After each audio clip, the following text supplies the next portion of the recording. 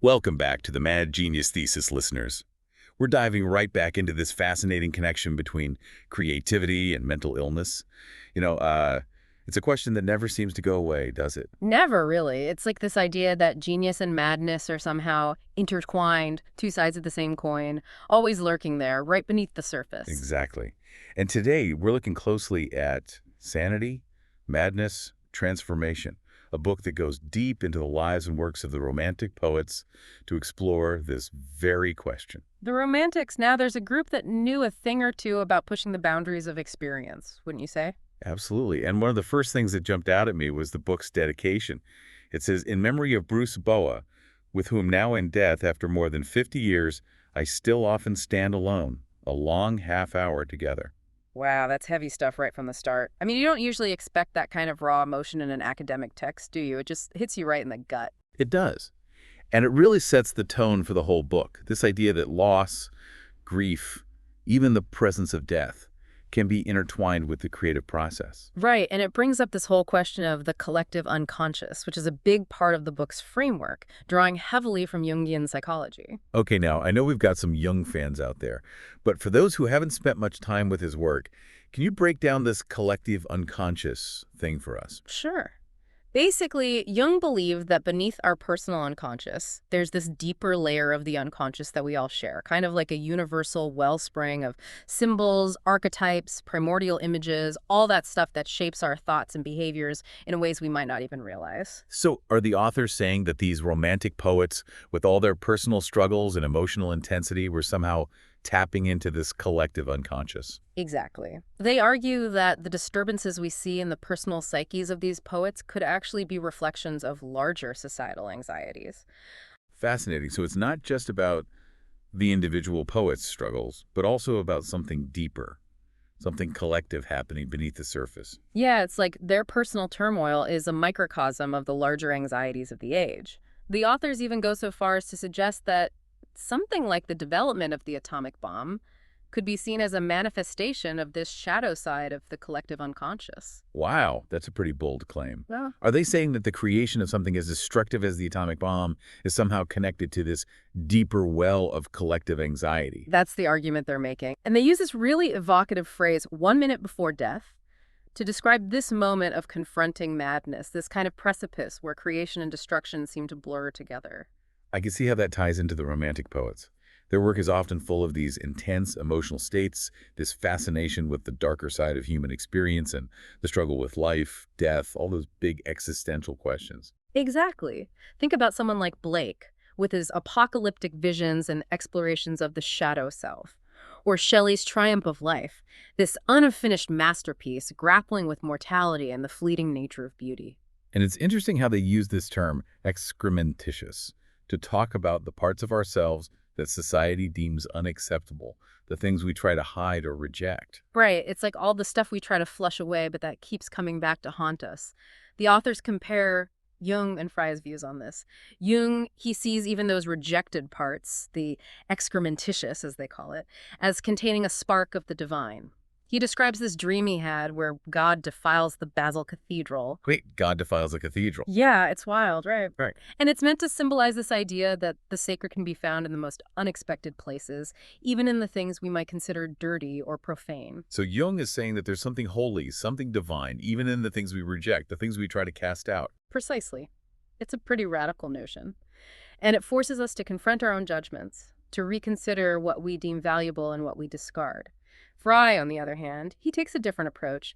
He sees the excrementitious as something to be shed, like a shitty, smelly garment. Okay, so Frye is more about purification, getting rid of those unwanted elements, while Jung says we should embrace them, integrate them as part of the wholeness of being. You got it. And this difference in perspective highlights the complexity of dealing with what we might call the shadow self. There's no easy answer, no one right way to approach it.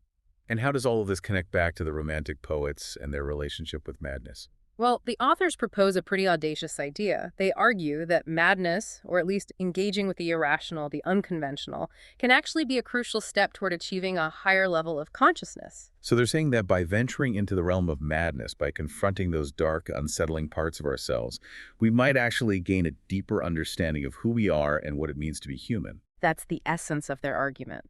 They use the example of the Apostle Paul's conversion experience, where he talks about hearing these unspeakable words, words that can't be translated into ordinary language. It's like he's glimpsed a realm of understanding beyond our typical ways of knowing. So going beyond the familiar, even if it leads us into what might be perceived as madness, could potentially open us up to new forms of knowledge and insight. That's a pretty mind-blowing concept. It is, and it aligns with Blake's concept of the fourfold human, which suggests that true wholeness comes from integrating all aspects of our being, even the parts we might find distasteful, even terrifying. So it's about embracing the totality of our experience, the light and the shadow, the rational and the irrational. Exactly. And Blake takes this even further with his concept of the eighth eye, a symbol of fully awakened consciousness. The eighth eye. Now that sounds pretty mystical. It is. It's described as going beyond our five senses, even beyond intellectual understanding. It's a more holistic awareness, incorporating both what Blake calls corporeal understanding and the intellectual powers. It makes you wonder how this eighth eye, this higher consciousness, relates to the way these different poets approached inspiration. I mean, we know Wordsworth placed a lot of emphasis on memory, while Blake seemed more focused on divine inspiration. Right, you've hit on a key distinction. Wordsworth saw memory as a natural source of inspiration, drawing on past experiences to fuel his creative process. Blake, on the other hand, was trying to transcend memory, to tap into this more direct design inspiration. So Wordsworth is grounding himself in the tangible world of sensory experience and memory, while Blake is reaching for something more ethereal, beyond the grasp of the senses. That's a great way to put it, and it really speaks to this diversity of approaches we see within Romanticism. There isn't one right way to tap into creative expression. Each poet finds their own path. And then the book brings up this really intriguing point. It argues that every act of imagination is, in a sense, a form of deception. Oh, that's interesting. How do they explain that? Well, they use the example of Wordsworth describing a mountain that appears to be chasing a boy, highlighting how imagination can shape, even distort our perception of reality. Ah, I see. So they're saying that imagination, while essential for creativity, can also lead us away from a purely objective view of reality. It's not always about seeing things as they truly are. Exactly. And that's where that line between imagination and delusion, even madness, can get pretty blurry. And when we start talking about imagination shaping perception, we have to talk about Shelley. His poetry is just full of this metaphorical language, particularly his imagery of the body, right? Oh, absolutely. Those vivid, almost visceral depictions of the body are everywhere in his work. What do you think drew him to that kind of imagery? Well, the book suggests it might be tied to his anxieties about death, his longing for a connection to something bigger than himself, something he calls the mother of this unfathomable world. It's like he's trying to use poetry to transcend those limitations of the physical body and reconnect with this primal source. So it's not just about the physical body itself, but about using the body as a metaphor for exploring bigger themes of mortality, transcendence, that search for meaning. Precisely. And it makes me think of Mary Shelley's Frankenstein. The book talks about how the novel might reflect her own anxieties about creation, about the potential for things to go horribly wrong, especially when we consider Percy Shelley's fascination with death and the macabre. That's such a great connection. This whole idea of creation and destruction being so intertwined, it's a recurring theme in so much of romantic literature. And it raises some big ethical questions, too.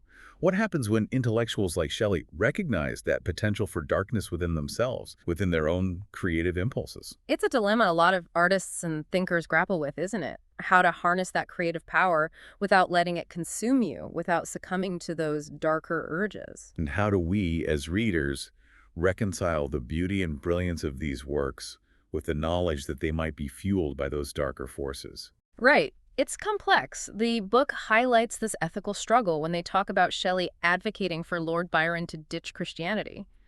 Shelley seemed to see religion as this crutch, a delusion that preyed on weakness.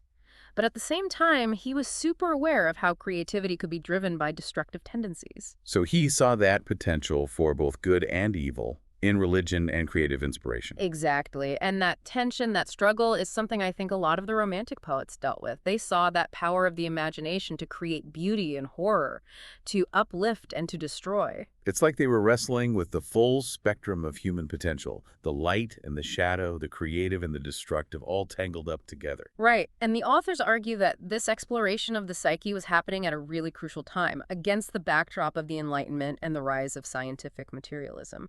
They say Romanticism, with its emphasis on individual experience and the power of imagination, was kind of a counter movement to that increasingly dominant worldview. So they were pushing back against this idea that the world could be fully explained through reason and science.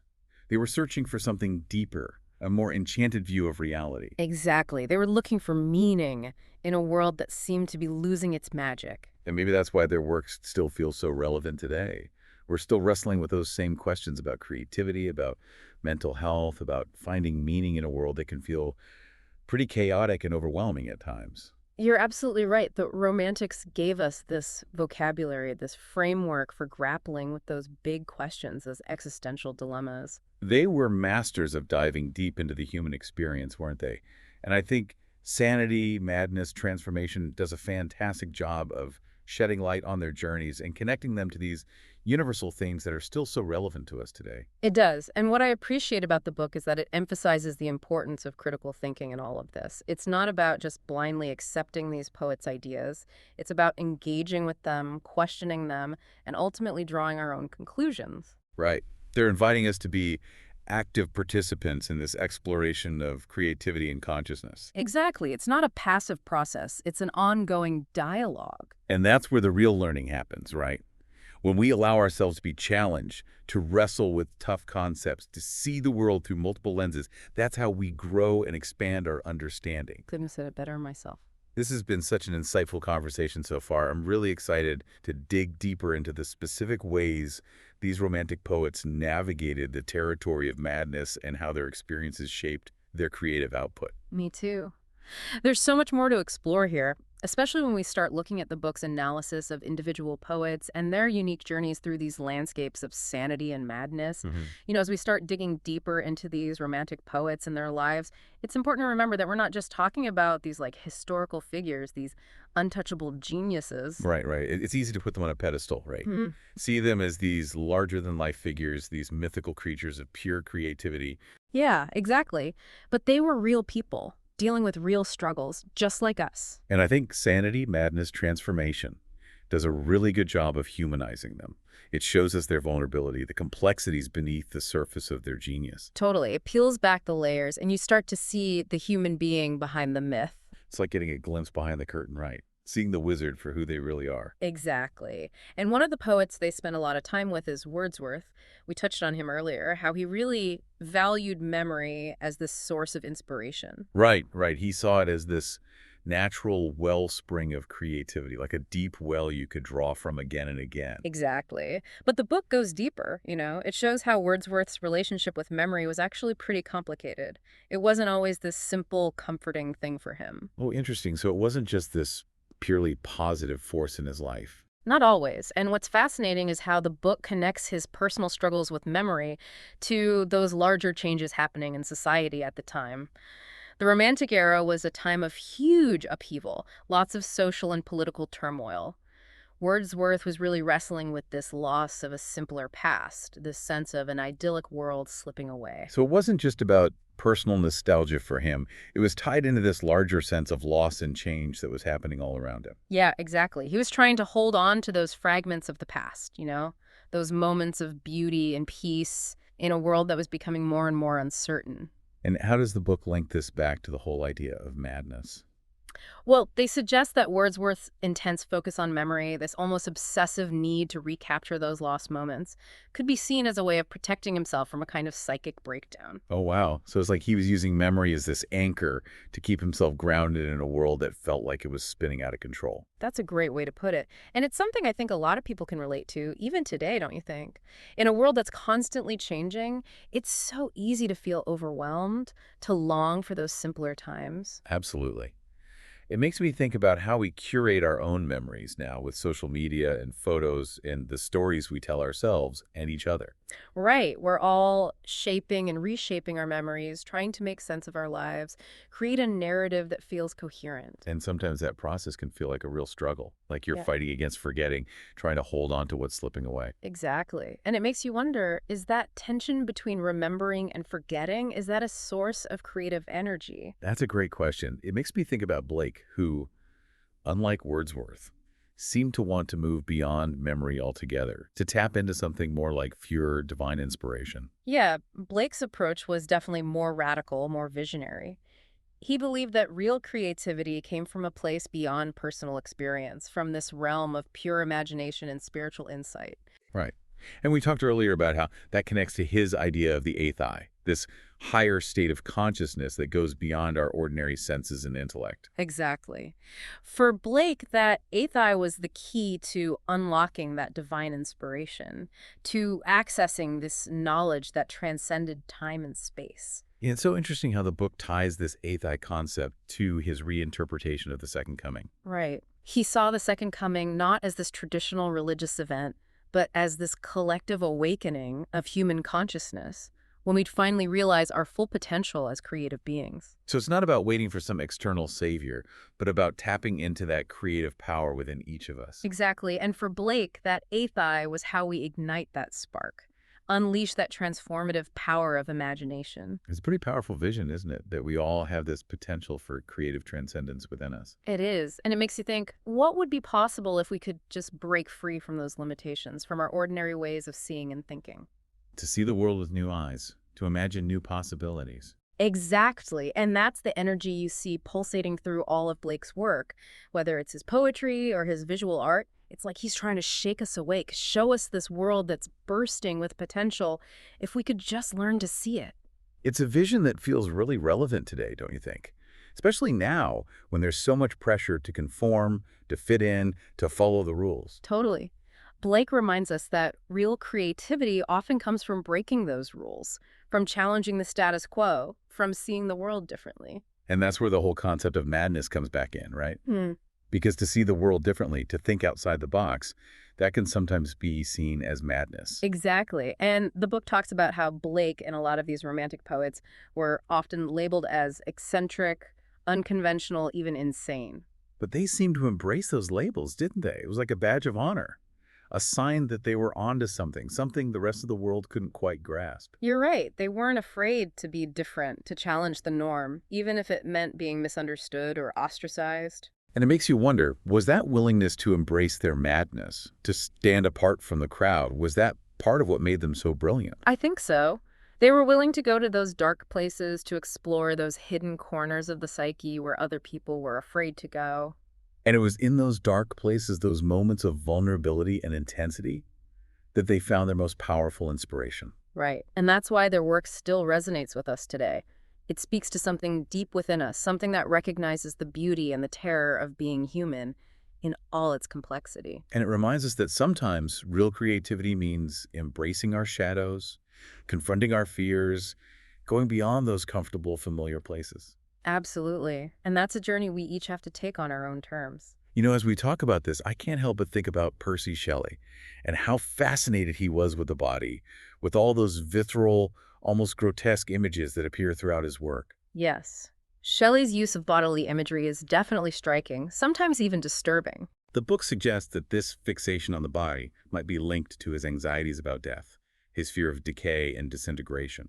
That's an interesting interpretation, and it makes sense when you think about Shelley's life, how he experienced such intense passion, but was also so aware of the fragility of life. Right, he lost several loved ones at a young age, including his first wife who died by suicide. Exactly. And those experiences clearly had a profound impact on him. It shaped his understanding of life, his awareness of death. So maybe his focus on the body, on those raw physical details, was a way of facing those fears, of confronting the reality of our physical limitations, our mortality. That's a really insightful way to look at it. It's like he's trying to find beauty and meaning even in the face of decay, to reconcile the spiritual and the physical, the eternal and the ephemeral. And it's not just about facing the dark stuff, right? Yeah. It's also about celebrating the beauty and the power of the body, that intensity of physical experience. Absolutely.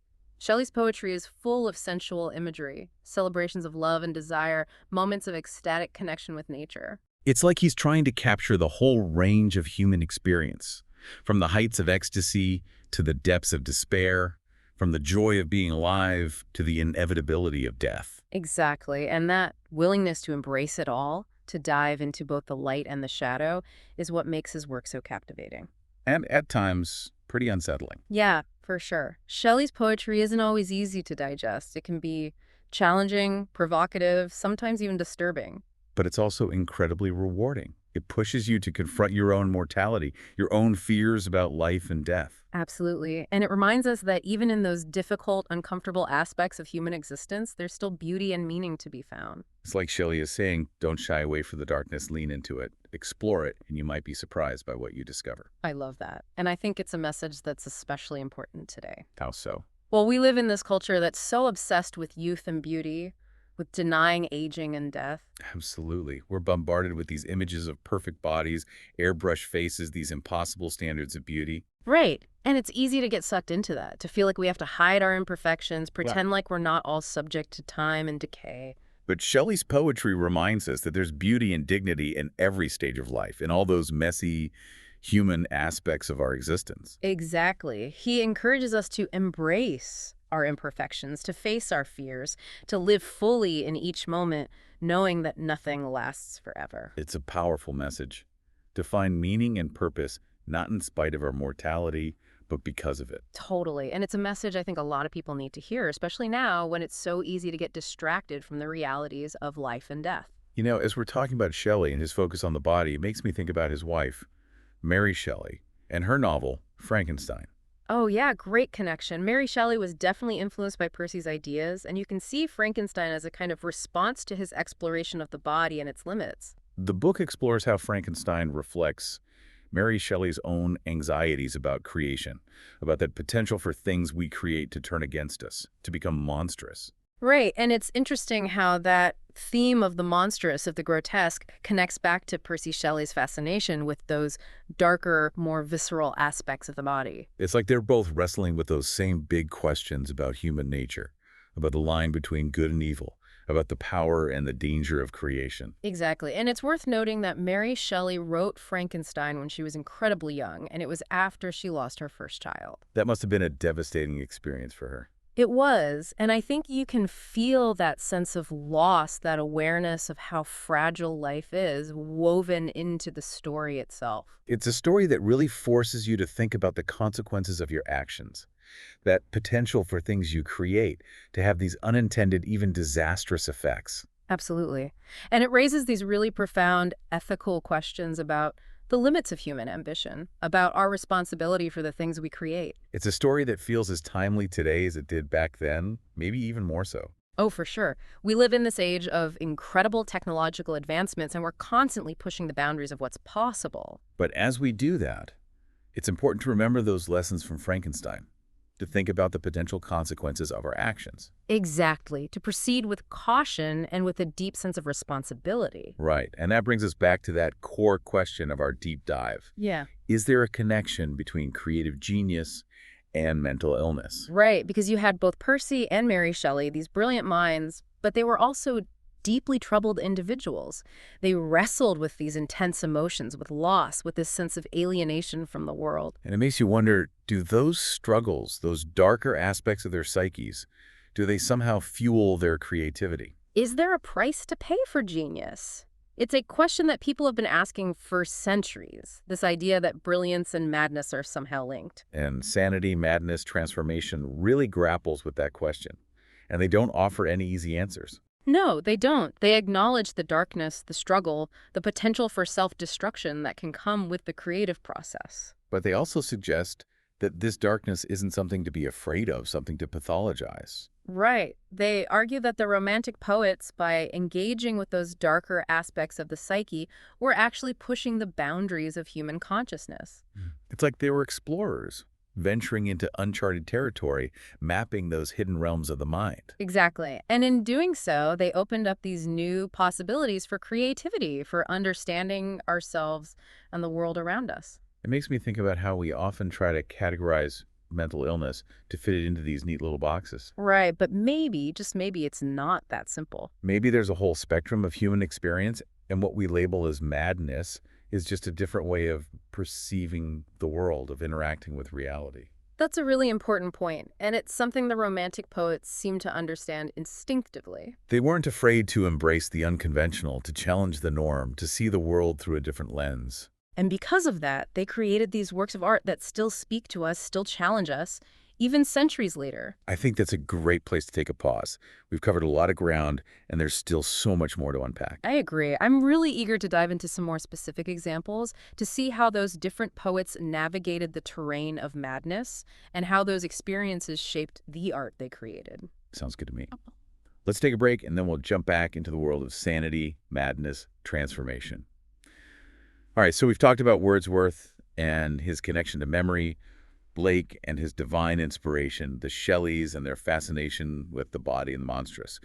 They all seem to be exploring those darker, hidden parts of the human experience. They really were. And sanity, madness, transformation makes this really interesting point that those darker parts, those anxieties and fears, weren't things to be afraid of or ignored. They were actually a source of their creative power. So by confronting those shadows, those difficult emotions, they were tapping into something deeper, a richer source of creativity. Exactly. And the book draws this parallel between the individual psyche and that collective unconscious we talked about earlier. It's like just as these poets were grappling with their own inner demons, society as a whole was dealing with these anxieties and uncertainties that were bubbling up from that collective unconscious. Right, you mentioned earlier how the authors suggest the development of the atomic bomb could be seen as a manifestation of those anxieties. Can you talk more about that? Sure. They argue that the atomic bomb, with its incredible power to destroy, could be seen as a symbol of that shadow side of humanity. You know, those primal fears and aggressive impulses that we often try to bury but are always there, lurking beneath the surface. So the atomic bomb, in a way, represents a kind of collective madness, a manifestation of those destructive urges that are part of the human condition. That's one way to interpret it. And it's fascinating to think that these Romantic poets, who were writing way before the atomic bomb was even a concept, were already exploring those themes of destruction and the darker potential of human nature in their works. It's like they were picking up on those anxieties, those shadows, before they fully emerged into the world. It's a chilling thought.